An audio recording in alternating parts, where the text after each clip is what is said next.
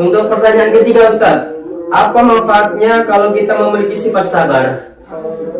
Untuk yang pertanyaan ketiga, manfaat kalau kita memiliki sifat sabar banyak sekali. Di antaranya adalah kita akan mendapatkan derajat yang tinggi di hadapan Allah Subhanahu wa Ta'ala. Seperti definisi sabar yang terbagi jadi 3 tadi, derajatnya berbeda-beda. Untuk yang pertama tadi, sabar menghadapi musibah yang diberikan oleh Allah. Kalau kita bisa sabar menghadapi musibah, akan mendapatkan 300 derajat di hadapan Allah.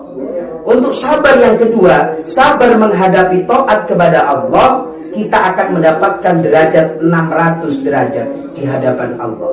Sedangkan sabar atas maksiat yang senantiasa mengganggu kita, larangan-larangan Allah yang harus kita jauhi, itu harus kita sifat sabari, kita akan mendapatkan 900 derajat di hadapan Allah Subhanahu wa Ta'ala. Tidak hanya itu, tidak hanya derajat di akhirat, tapi bisa juga mendapatkan derajat kedudukan yang mulia di dunia.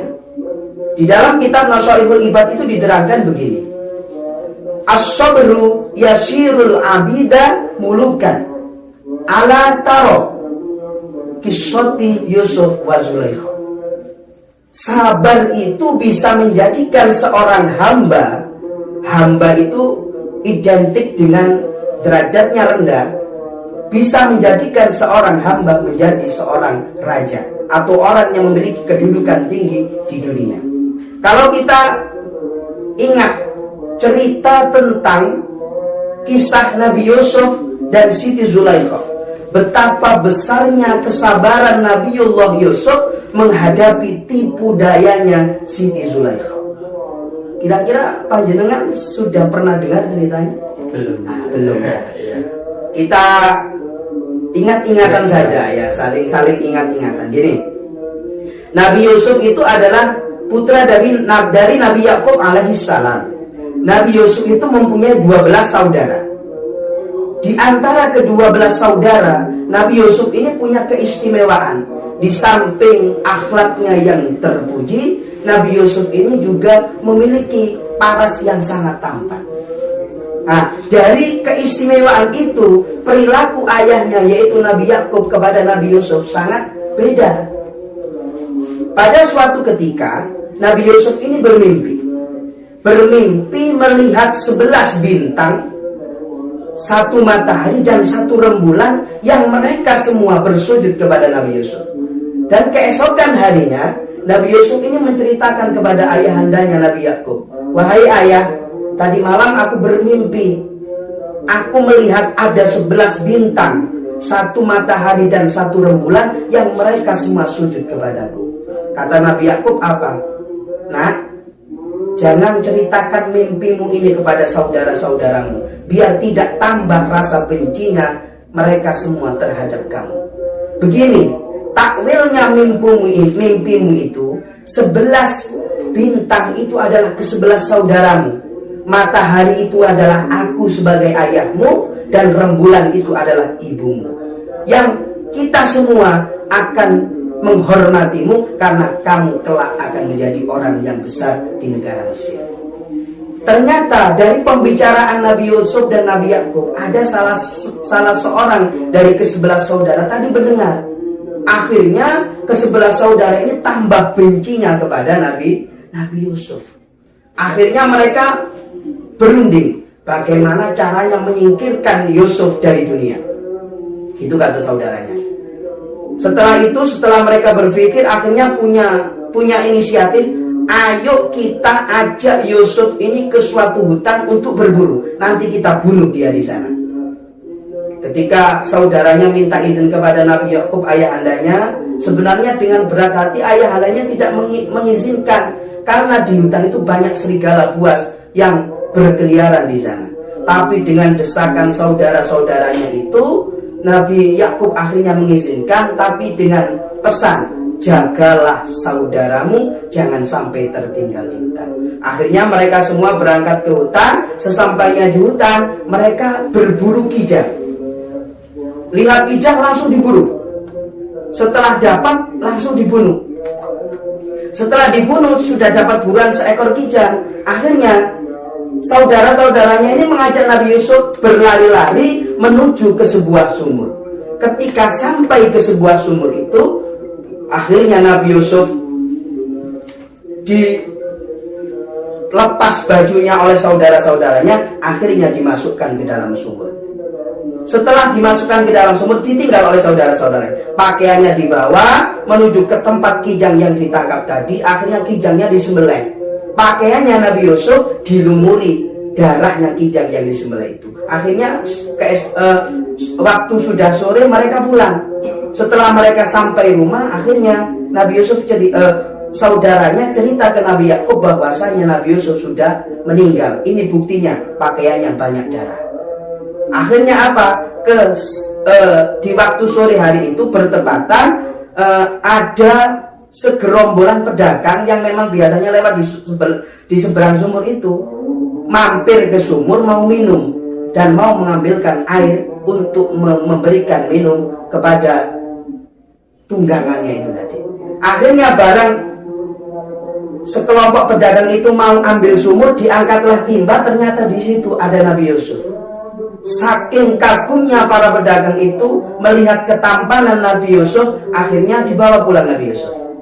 Keesokan harinya Nabi Yusuf dibawa oleh para pedagang itu ke sebuah kerajaan yang dipimpin oleh Raja Kitfir Al-Aziz.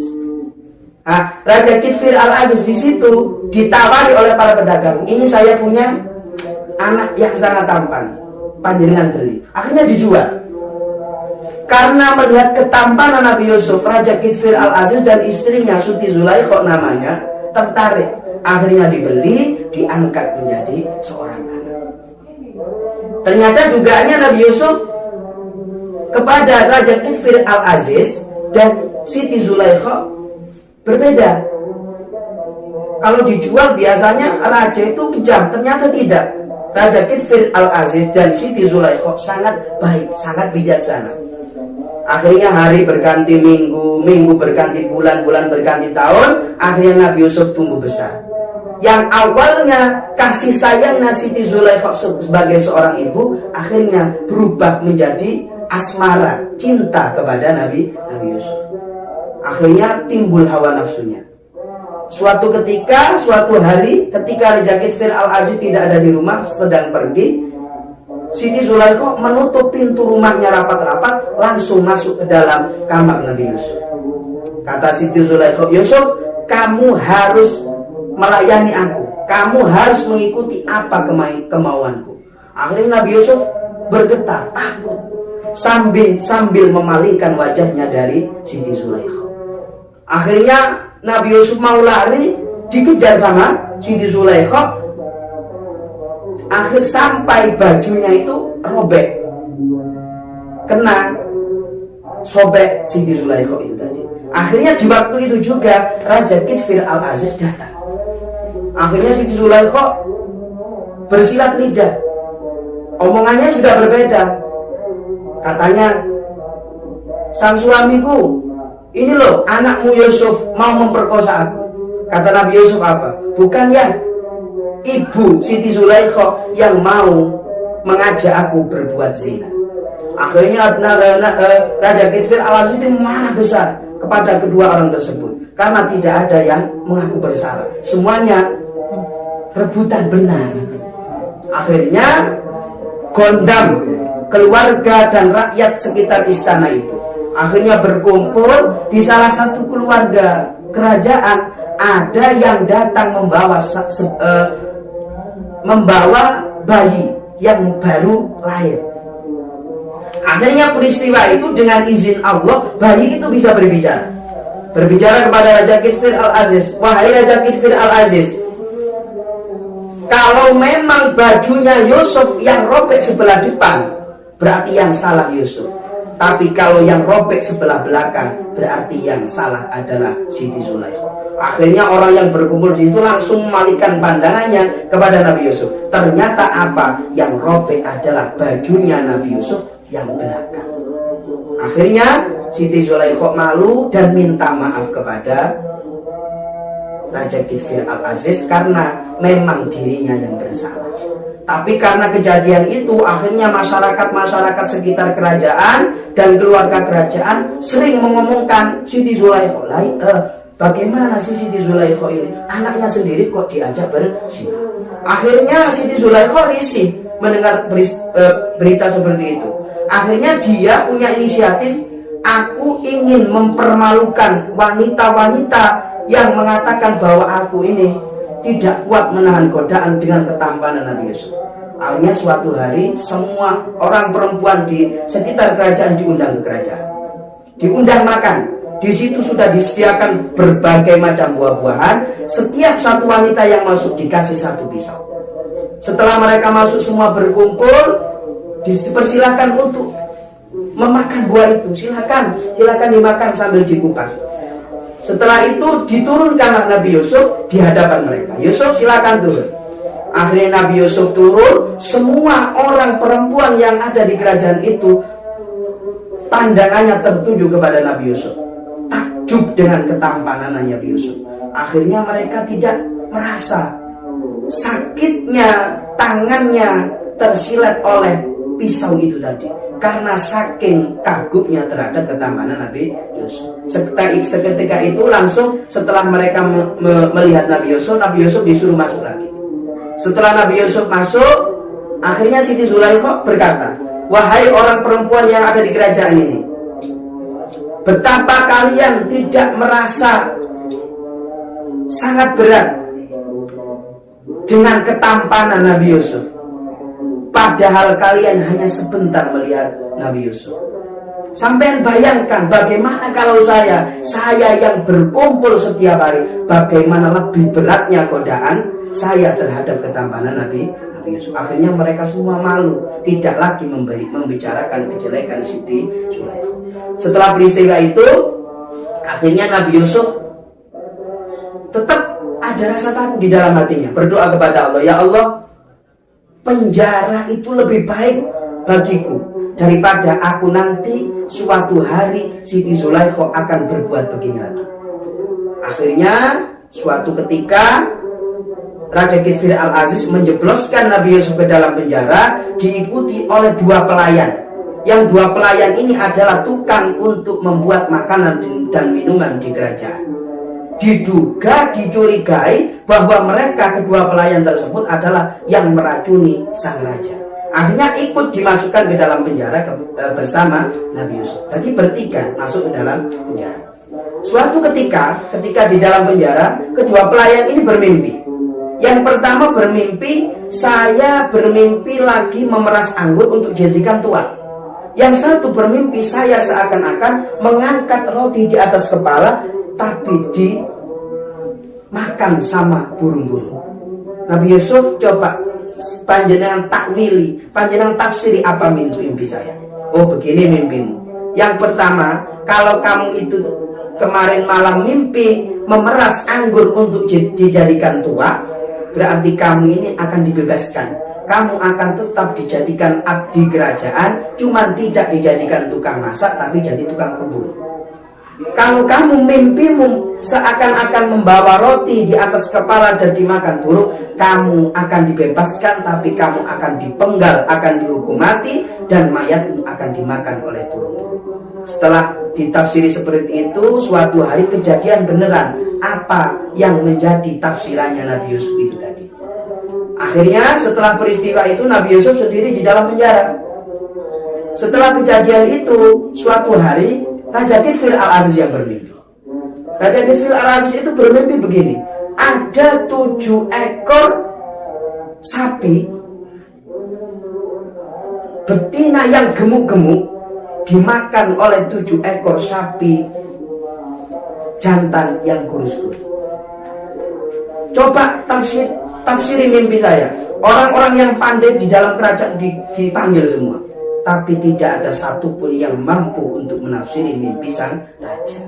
Bahkan ada yang mengatakan, mimpimu ini omong kok ini kosong, tidak ada artinya sang raja. Setelah peristiwa itu, akhirnya pelayan yang dibebaskan tadi, yang pernah satu ruangan di dalam penjara dengan Nabi Yusuf, datang kepada sang raja. Sang raja, saya dulu pernah bermimpi seperti ini, ditafsiri Nabi Yusuf seperti ini, ternyata benar apa yang telah saya mimpikan itu tadi. Oh, kalau begitu gini, kamu datang ke Yusuf, coba tanyakan apa arti dari mimpi saya. Akhirnya pelayan itu tadi ke Nabi Yusuf yang ada di dalam penjara menanyakan ke Nabi Yusuf. Akhirnya Nabi Yusuf berkata, akan datang 7 tahun zaman yang tidak kekurangan makan, dan akan datang 7 tahun zaman yang akan kekurangan makan. Akhirnya setelah ditafsiri seperti itu, pelayan itu tadi ke sang raja menceritakan apa tafsirannya mimpinya sang raja itu yang ditafsiri oleh Nabi Yusuf. Akhirnya sang raja puas dengan tafsirannya Nabi Yusuf. Nabi Yusuf dipanggil, panggil Yusuf, keluarkan dari penjara. Akhirnya dipanggil Yusuf, karena kamu telah menafsirkan mimpiku, sekarang aku akan memberikan kamu kedudukan yang tinggi di kerajaan ini. Akhirnya Nabi Yusuf, gini aja sang raja atau ayah, saya panjenengan jadikan bendaharawan di kerajaan ini. Akhirnya setelah peristiwa itu, Nabi Yusuf diangkat jadi bendaharawan di kerajaan. Itulah, dari cerita itu bisa kita ambil kesimpulan bahwasanya kalau kita bisa sabar menghadapi ujian dan cobaan yang diberikan oleh Allah, insya Allah di akhirat kita akan mendapatkan derajat yang tinggi, di dunia pun akan mendapatkan derajat yang mulia di kalangan makhluk Allah dan di kalangan malaikat Allah dan di hadapan Allah Subhanahu wa Ta'ala sendiri. Masya Allah, tabarakallah. Jadi kita bisa mendapat ilmu dari Nabi Yusuf ya Ustadz ya, tentang kesabaran. Ini pertanyaan terakhir Ustadz ya. Apa yang seharusnya kita lakukan sebagai generasi muda milenial untuk menjadi pribadi yang sabar? Tolong penjelasannya. Sekarang bagaimana cara kita sebagai generasi muda milenial supaya bisa memiliki sifat sabar? Aslinya banyak sekali caranya, cuman akan saya terangkan beberapa saja. Untuk yang pertama, caranya kita harus berpikir positif, atau bahasa kerennya positive thinking, baik itu terhadap Allah ataupun terhadap makhluknya Allah. Ketika kita ditimpa musibah, kita harus berpikir positif. Mungkin Allah mengingatkan kepada saya ketika saya berbuat salah, Allah menurunkan musibah. Jadi pikiran kita itu selalu positif, tidak berpikir negatif kepada Allah, tidak suudzon kepada Allah, tapi husnudzon kepada Allah. Itu untuk cara yang pertama supaya kita bisa memiliki sifat sabar. Untuk yang kedua adalah ridho atas apa yang telah ditakdirkan oleh Allah. Sebab takdir yang ditakdirkan oleh Allah itu berbeda-beda. Setiap manusia tidak sama. Ada yang kaya, ada yang miskin, ada yang ganteng, ada yang jelek, ada yang pinter, ada yang bodoh, dan sebagainya. Kalau itu memang sudah kepastian dari Allah, kita harus ridho. Ridho menerima apa yang sudah ditakdirkan Allah. Sehingga atas ridho kita akan bisa menjadi orang yang sabar. Untuk yang ketiga, caranya adalah akal harus mampu untuk mengalahkan hawa nafsu. Karena musuh yang paling besar itu adalah hawa nafsu. Ketika kita ingin melakukan perbuatan maksiat, perbuatan yang dilarang oleh syara, perbuatan yang dilarang oleh Allah, kita itu akal harus bermain. Kira-kira kalau nanti saya melakukan perkara itu, manfaat bagi saya apa mudarat bagi saya? Kalau manfaat, saya lakukan. Kalau mudarat berarti saya hentikan. Jadi jangan sampai akal itu terkalahkan oleh hawa nafsu. Yang benar adalah hawa nafsu harus bisa dikalahkan dengan akal pikiran kita. Itu untuk yang ketiga. Untuk yang terakhir, di antara cara kita supaya memiliki sifat sabar, banyak-banyak berdoa kepada Allah supaya kita ini bisa diberikan kesabaran, baik itu dalam melaksanakan taat kepada Allah, baik dalam sabar dalam menghadapi kemaksiatan yang selalu menggoda kita, dan sabar atas musibah yang telah diberikan oleh Allah Subhanahu wa Ta'ala. Mungkin itu. Alhamdulillah. Untuk pemirsa yang di rumah, betapa pentingnya sebuah kesabaran. Jadi untuk semua teman-teman Sekarmania Mojokerto, kita harus bersabar di bulan yang penuh berkah ini. Sebelum kita menuju ke doa, saya akan menutup acara ini. Untuk teman-teman semuanya, jikalau saya dan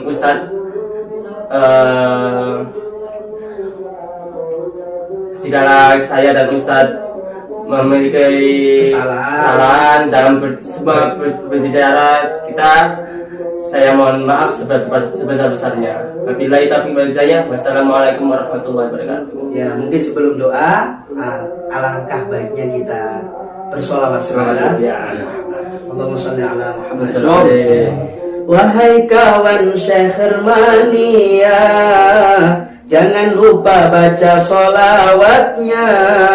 Haturkan salam ke baginda bersama Ahbabul Mustafa. Alal kafi salatullah, ala syafi salamullah, bimuhyiddin khalisna minal balwa'i ya Allah. Ahbabul Mustafa Mojokerto, Majelis Pecinta Rasulullah, semoga dapat ridha Allah dan syafaat Rasulullah. Ala syafi salatullah, ala syafi salamullah, bimuhyiddin khalisna minal balwa'i ya Allah. Al-Fatihah. A'udzu billahi minasyaitonir rajim. Bismillahirrahmanirrahim. Alhamdulillahirabbil alamin arrahmanir rahim maliki yaumiddin. Iyyaka na'budu wa iyyaka nasta'in. Ihdinas siratal mustaqim. Shiratal ladzina an'amta 'alaihim ghairil maghdubi 'alaihim waladdallin. Amin. Marilah kita tunjukkan hati sejenak berdoa memohon kepada Allah, semoga segenap pengurus keluarga besar Ahbabul Mustafa Majapahit Mojokerto dan Syekh Hermania Mojokerto dan Syekh Hermania di seluruh Nusantara umumnya, semoga senantiasa diberikan perlindungan oleh Allah, senantiasa diberi kesehatan oleh Allah, dijauhkan dari segala musibah dan bisa memiliki sifat sabar. Amin amin ya rabbal alamin. Allahumma shalli wa sallim wa barik ala sayyidina Muhammad wa ala ali sayyidina Muhammad. Alhamdulillah rabbil alamin. Allahumma rzuqna ilman nafi'a wa amalan mutaqabbala wa rizqan wasi'a halalan thayyiba wa qalban khashi'a. Allahumma barik lana fi syahri ramadana waghfir lana dhunubana wassallimna min corona. Allahumma inna nas'aluka ridhaka wal jannah wa na'udzubika min sakhatika wan nar. Allahumma innaka 'afuwun karim tuhibbul 'afwa fa'fu anna ya karim. Rabbana atina fid dunya hasanah wa fil akhirati hasanah wa qina adzabannar. Sallallahu ala sayyidina Muhammad wa ala ali sayyidina Muhammad walhamdulillahi rabbil alamin bi barakatil Fatihah. A'udzu billahi minasyaitonir rajim. Bismillahirrahmanirrahim. Alhamdulillahi rabbil alamin arrahmanir rahim maliki yaumiddin. Iyyaka na'budu wa iyyaka nasta'in. Ihdinas siratal mustaqim siratal ladzina an'amta 'alaihim ghairil maghdubi 'alaihim waladdallin. Akhiran, bila ada salah kata kami berdua mohon maaf. Dari kami berdua, akhirul kalam. Wassalamualaikum warahmatullahi wabarakatuh.